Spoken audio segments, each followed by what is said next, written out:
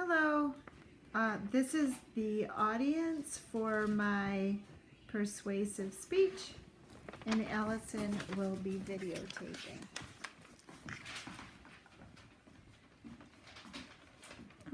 Hello, my name is Cindy Eastman, and tonight I'll be presenting a speech.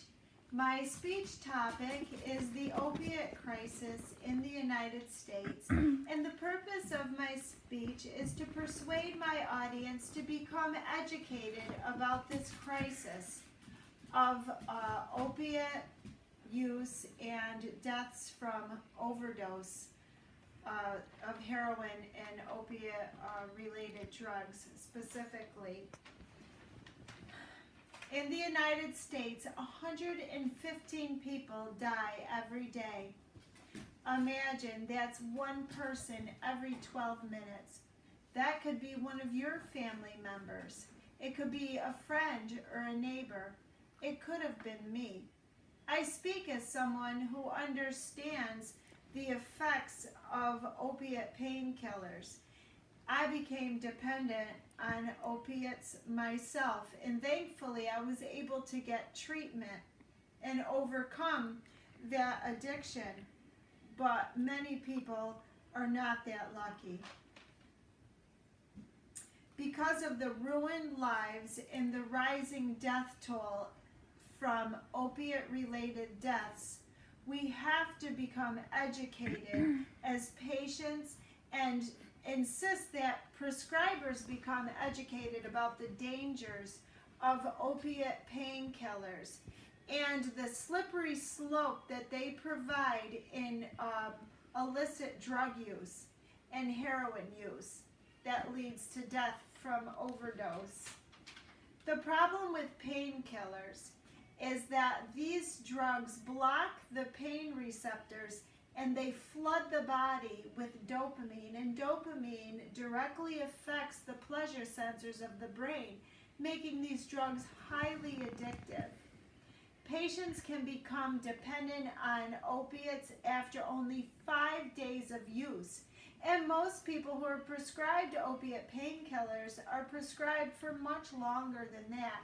So anyone who's prescribed an opiate painkiller is at risk for developing a dependency.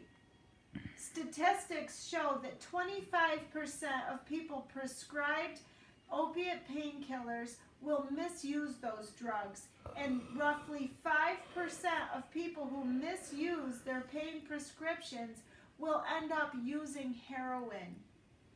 Statistics also show that 80% of heroin users started out by using prescription pain medication.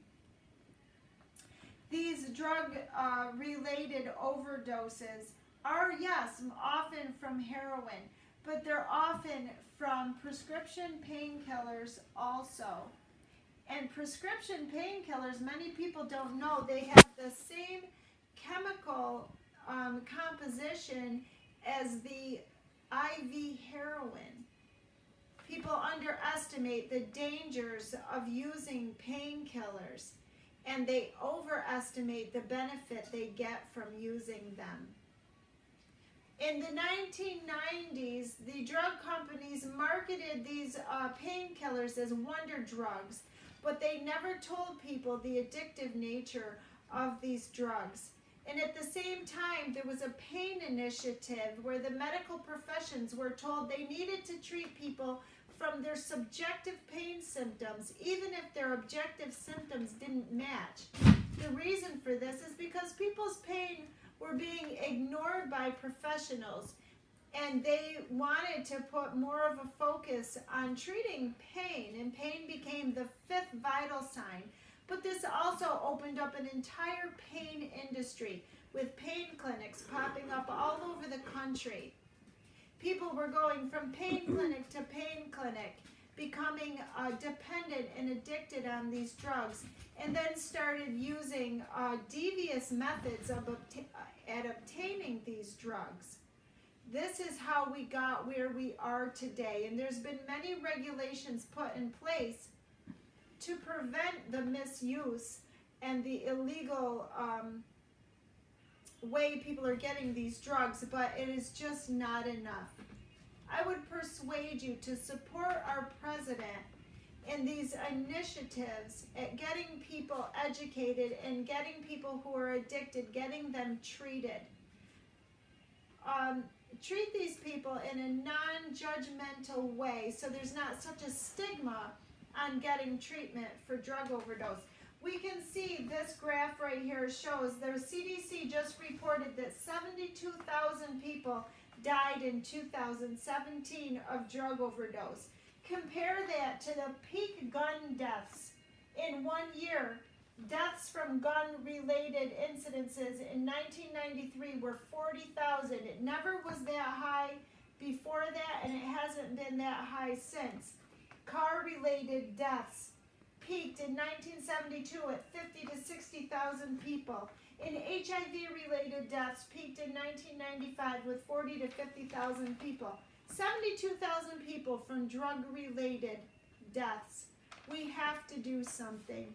The Bible says in 1 Peter 5:8, it says, be sober-minded, and be alert, because your enemy, the devil, is prowling around like a lion, a roaring lion, seeking who he may destroy.